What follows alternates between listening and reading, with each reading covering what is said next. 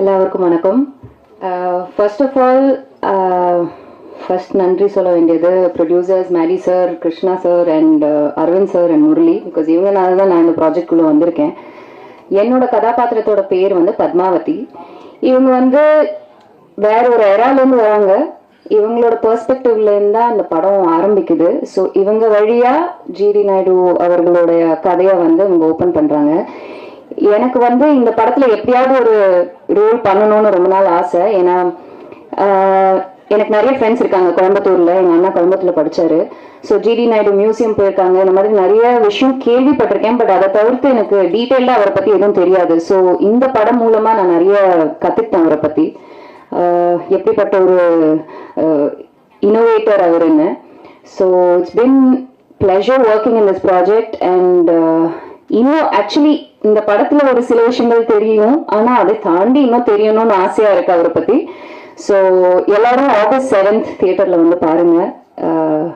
கண்டிப்பா நீங்க எல்லாருமே வந்து அப்படி மைண்ட் ப்ளோன் ஹை, you will be like oh my god, இது என்ன இப்படி எல்லாம் பண்ணியிருக்காரு அந்த மாதிரி உங்களுக்கு தோணும். So thank you everyone for making this magnificent movie and bringing it to the people and watch it in the theater on August 7th. வணக்கம். எங்க படத்தை சப்போர்ட் பண்ணதுக்கு நீங்க இங்க வந்திருக்கிறதுக்கு ரொம்ப நன்றி. அண்ட் ரங்கநாயகி, நான் பண்ண கதாபாத்திரத்துல இது ஒரு வேறுபட்ட கதாபாத்திரம். நான் வந்து எல்லா ப்ரெஸ் மீட்லயும் இதுதான் சொல்றேன். அந்த மாதிரி சேலஞ்சிங்கான கேரக்டர்ஸ் தான் எனக்கு வருது. எனக்கு இந்த வாய்ப்பு தந்த Vijay Moolan sir and Moolan pictures and Krishna sir, Aravind sir and Madhavan sir கூட நடிக்கணும்னா யாருக்கு தான் பிடிக்காது. ஸோ ஐஸ் லைக் நான் அப்பா சார் கூடயும் நடிச்சிட்டேன், மாதவன் சார் கூடயும் நடிச்சிட்டேன். என்னோட மின்னலை மூமெண்ட்டை வாழ்ந்துட்டேன். ஸோ எனக்கு ரொம்ப சந்தோஷம். நான் அஃப்கோர்ஸ் சத்யராஜ் சார் கூட நான் இந்த படம் பண்ணிட்டேன். அடுத்த படமும் அவர் கூட பண்றேன். அதுலயும் எனக்கு ஒரு பெரிய சந்தோஷம். அதித்தி நானும் பேக் டு பேக் ஃபிலிம்ஸ் பண்றோம். எல்லாருக்குமே கண்டிப்பா ஜிடிஎன் ரொம்ப பிடிக்கும். என்டையர் டீமே கண்டிப்பா இது ஒரு டெக் ரெவல்யூஷனுக்கு முன்னாடி ஒரு விஷனரி சேஞ்ச்ட் எவ்ரி திங். அதுதான் இந்த untold story of G D Naidu. எல்லாரும் கண்டிப்பா தியேட்டர்ல August 7th போய் படம் பாருங்க. நன்றி. பத்திரிகை நண்பர்களுக்கும் ஊடக நண்பர்களுக்கும் என்னுடைய முதற்கண் வணக்கத்தை தெரிவிச்சுக்கிறேன். எனக்கு இந்த படத்தில் நடிக்க ஆரம்பிச்ச அப்போ ஃபர்ஸ்ட் ஏற்பட்டது ஒரு குற்ற உணர்வு தான். ஏண்டா கோயம்புத்தூர்லயே பிறந்து வாழ்ந்துக்கிற இவ்வளவு நாள் போய் நீ ஜிடி நாயுடு மியூசியத்தை நீ பார்க்காம இருந்திருக்கிறியா அப்படின்னு ஒரு ஃபீலிங். எனக்கு ராஜ்குமார் சார் கூப்பிட்டு போய் காட்டினாரு. எப்படி இவ்வளவு நாள் நம்ம மிஸ் பண்ணோம். எங்களுக்கு ஸ்கூலுக்கு போறப்பங்க சைக்கிள்ல போறப்ப நம்மளுக்கு 2 விஷயம் தான் தெரியும் தாத்தா பத்தி. ஏதோ ஜிடி நாயுடு ஒருத்தர் இன்ஜெக்ஷன் போட்டு இவ்வளவு பெரிய பப்பாளி பழம் பண்ணிருக்காராமா, அது ஒண்ணு. அப்புறம் வந்து ஒரு ரேசர் மோட்டர் ஏதோ ரேஸ் ஆமா, அதை வச்சு அதுவே சேவ் பண்ணி விட்டுருமாமா அப்படின்லாம் பேசிக்கோ. ஸ்கூல்ல போற வழியில நம்ம UMS பில்டிங் வழியா தான் போவோம். கன்ஸ்ட்ரக்ஷன் ஃபார் டிஸ்ட்ரக்ஷன்ட்டு இவ்வளவு நெருக்கமான பழக்கம் எங்க குடும்பம் அவங்க குடும்பம் ஒரு 4 தலைமுறையா பழக்கம். அதுதான் ஜிடி நாயுடு சார் படமா பண்றாருன்னா நம்ம டைரக்டர் கிருஷ்ணா சார் வந்து சப்ஜெக்ட் சொன்னாரு, அரவிந்த் சார் வந்து சொன்னாரு.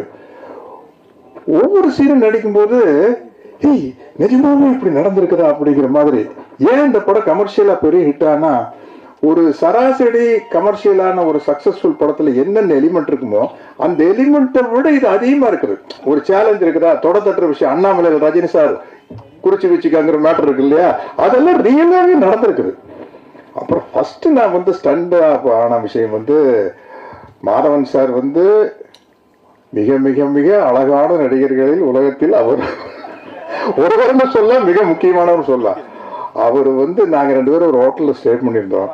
இவர் என்ன பண்ணாரு, கூட மேக்கப் மேன் மற்ற டிபார்ட்மெண்ட் யாரையும் கூப்பிட்டு வந்து இவர் மட்டும் பெல் அடிச்சு கதவை தட்டிக்கிறாரு. திறந்தா ஜிடி நாயுடு சார்னுடைய லாஸ்ட் கெட்டப் நிக்கிறாரு.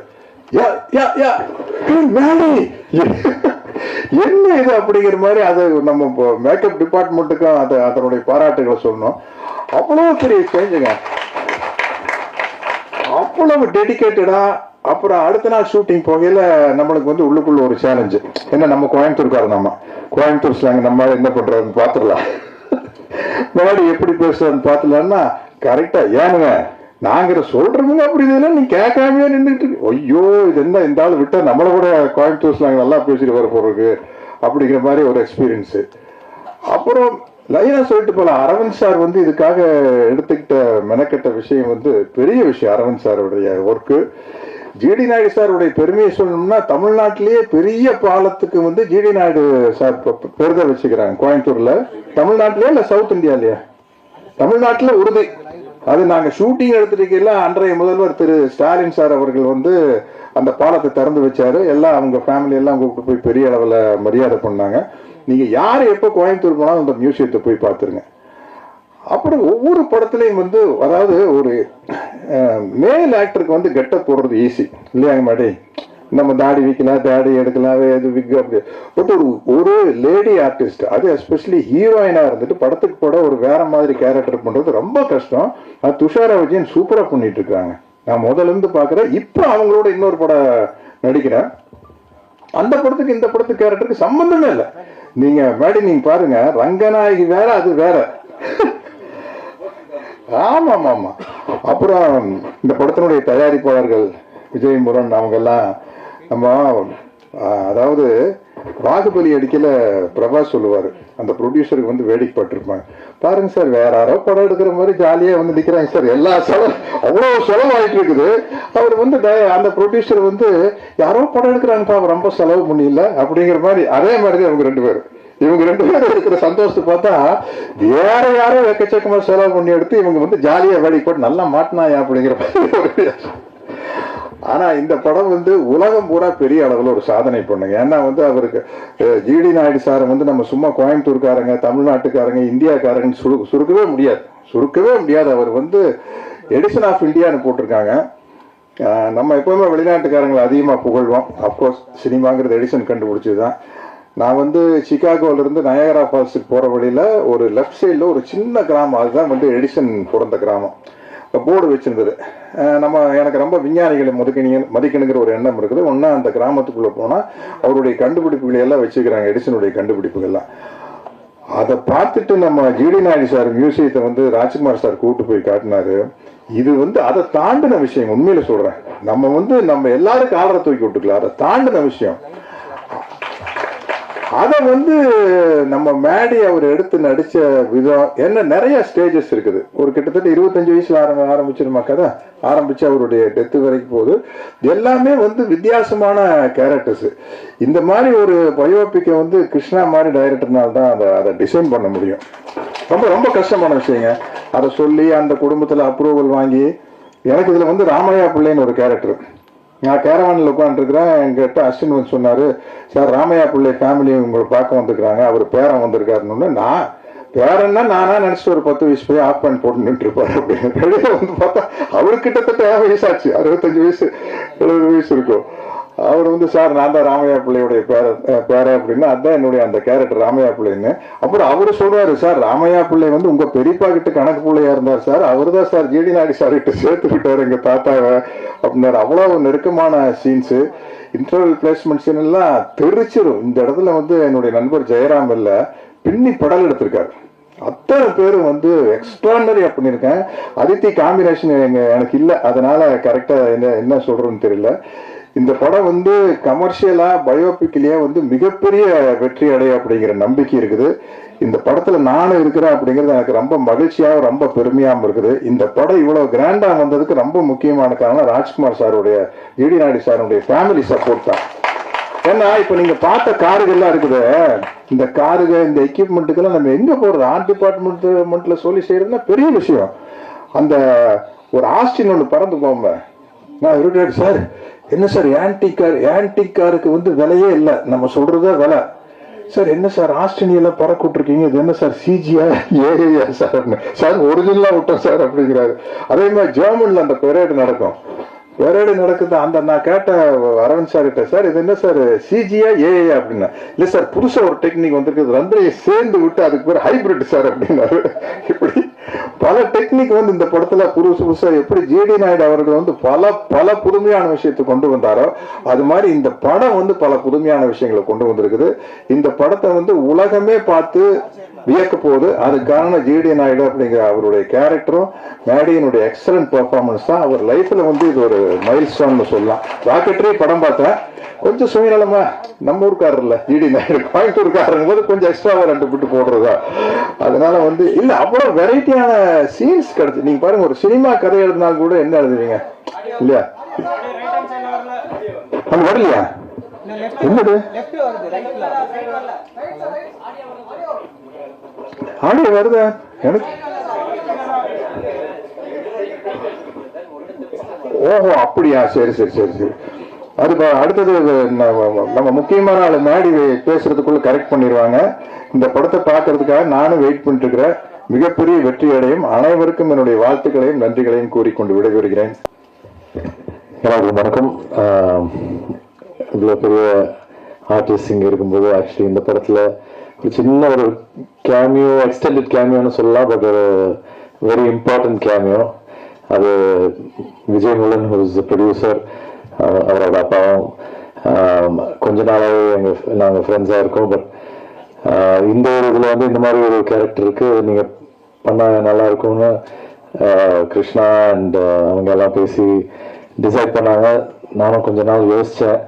இந்த மாதிரி ஒரு கேரக்டர் ஆக்சுவலி அந்த கேரக்டரோட இம்பார்ட்டன்ஸ் அவ்வளோ பெருசு. ஸோ அது பண்ணுறதுக்கு ஒரு சர்டன் ஒரு தகுதி வேணும். ஒரு ஆஸ் அன் ஆக்டர் நான் ஒரு பயங்கரமான ஒரு ஃபிலிம் பஃப். ஸோ இந்த மாதிரி விஷயம் பண்ணும்போது அது பர்ஃபெக்டாக பண்ணலன்னா சரியாக வராதுன்னு நினச்சி கொஞ்ச நாள் தயங்கினா. பட் அதுக்கப்புறம் கன்வின்ஸ் பண்ணாங்க. அதுக்கப்புறம் நம்ம பண்ணிட்டோம். ஆனர்ட். ஒரு சிங்கராக இல்லை, பட் ஒரு ஆக்டராக ஒரு நல்ல ஒரு இந்த மாதிரி ஒரு இம்பார்ட்டண்ட்டான ஒரு role with all these legends of cinema அவங்க கூட பண்ண முடிஞ்சதுன்னு ஒரு blessing. Thank you so much to Vijay and Mari sir and Satyaraj sir. The few scenes that we have is very special, so just to be in front of the camera with all of them, அவங்க கூட நடிக்க முடிஞ்சதுன்னு ஒரு ரொம்ப பெருமைப்படுறேன், especially in a film like this. And Rajkumar சாரும் அந்த ஃபேமிலியும் அதை பற்றியெல்லாம் சொல்லணும்னா நிறைய நேரம் பேசலாம். But thank you so much for having us in Coimbatore and taking care of all of us so well. Thank you so much. மிகப்பெரிய கம்பெனி கோயம்புத்தூருக்கு வந்து இன்னைக்கு கோயம்புத்தூரோட கதையே வேறையா இருந்திருக்கும், இந்தியாவோட கதையே வேறையா இருந்திருக்கும். அந்த காரணத்துக்காக தான் இந்த படம் பார்க்கறது இம்பார்ட்டன்ட்டுங்க. ஸோ ஐ எம் செகண்ட்லி ஒரு ரெண்டாவது நன்றி நான் சத்யராஜ் சார், ஜெயராமன் சார் 2 பேருக்கும் சொல்லணும். பிகாஸ் அவங்க 2 பேரும் மேரிங்க. ஒரு சின்ன குழந்தையோட ஆர்வம் எப்படி இருக்கும் தெரியுமா? ஒரு ஒரு புதுசாக தான் பார்க்கும்போது ஒரு ஜூக்கோ சர்க்கஸோ போகும்போது அந்த கண்ணில் ஒரு ஆர்வம் இருக்குல்ல, அதுக்கு மேலே இருக்க ஆர்வத்தோடையும் எனர்ஜியோடையும் செட்டில் வந்து என்றைக்குமே நம்ம இவ்வளோ பெரிய எக்ஸ்பீரியன்ஸ்ட் ஆர்டிஸ்ட்டுங்க அப்படின்னு காட்டாம எல்லாருக்கும் ஒரு இடம் கொடுத்து எந்த சீனில் பக்கத்தில் கம்முன்னு நிற்கணுமோ அந்த சீனில் பக்கத்தில் கம்முன்னு தான் நிற்கிறாங்க. ஒரு இந்த மாதிரி சீனியர் ஆர்டிஸ்டுக்கு அந்த மாதிரி ஒரு மெச்சூரிட்டி பார்த்தோன்னே நம்ம எல்லாருமே செட்டில் புரிஞ்சுக்கிட்டோம். This is the what commitment level means. So உங்கள் வயசுல கூட நான் இந்த மாதிரி கமிட்டடாக இருக்கணுங்கிற ஒரு வேண்டுகோளோட நான் உங்களுக்கு நன்றி சொல்றேன் sir. Yes, look at how young he is looking. He's giving a run for the money to all young actors. And கடைசியா நன்றி சொல்றது ஏன் மறுபடியும் நன்றின்னு சொல்றேன், பிகாஸ் இதுக்கு இந்த சினிமாவுக்கு பொறுத்த ஒரு விஷயமா இருக்கு. இஸ் விஜய் அண்ட் வர்கீஸ் மூலம் 2 பேரும் என்னோட ராக்கெட்டில் ப்ரொடியூசராக இருந்தாங்க.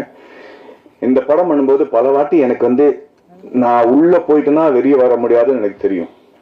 ஆனா எனக்கு நம்பிக்கைன்னு ஒண்ணு கொடுக்கறதுக்கு ஏன் இல்லாம இருக்கிறதுக்கு காரணம் என்னன்னா, எனக்கு புரியல ஏன் இந்த ஆளை பத்தி யாருக்கும் தெரியல அப்படிங்கிறது. நான் நிறைய ஆராய்ச்சி பண்ணிட்டு இருந்தேன், அதுக்கு டைம் ஆயிட்டு இருந்துச்சு. அண்ட் நிறைய வாட்டி நான் Vijay test Vijay I sure you want to do this film, I sure we want to do this film அப்படின்னு கேட்டிருக்கேன்.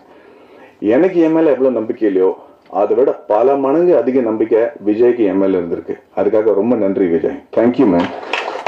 என்னை பத்தி என்னையே வந்து கத்துக்க வச்சுட்டாரு. ஸோ ஐம் அண்ட் அதுக்கு காரணம் the reason I'm saying is ஏன் இந்த படம் பண்ணக்கூடாதுன்னு நான் சொல்லிட்டு இருக்கிறதுக்கு காரணமே இதுதான். ஏன்னா ஏதோ ஒரு மனசுல நெடுக்கலா இருந்துச்சு, ஏன் why is people not talking about him, and I just couldn't find the reason. I just do not know why we didn't celebrate him, and that was making me very insecure. And finally பாட்காஸ்ட்னு சொல்லிட்டு இருப்பார்ல நம்ம இயக்குனர், ஒரு he's become not just my director but a very close family மாதிரி. But படம் ஒத்துக்கிறதுக்கு காரணமே இந்த மாதிரி ஒரு பாட்காஸ்ட் தான். இந்த படத்தோட ஒரு சீனோட பாட்காஸ்ட் நான் ப்ளே பண்ணி காட்டணும்னு ஆசைப்படுறேன் சார். இவரோட குரல், இவர் பண்ண சவுண்ட் எஃபெக்ட்ஸ் எல்லாரும் கேட்டுங்க. அவரது உதவியாளரும் இன்னொரு குமாஸ்தாவும் பேசிக் கொண்டிருக்கிறார்கள். சாரங்கபாணி வந்ததும் எழுந்து நிற்கிறார்கள். சாரங்கபாணி டென்ஷனாக, வெளில போறது ஜிடி நாயுடு ஆபீஸ்ல வேலை பார்க்கிற கிளர்க்கு தானே, எதுக்கு வந்துட்டு போறார்? வருமான வரி உதவியாளர். ஐயா, இவர் வேற ஜோலியா வந்திருக்கிறாரு.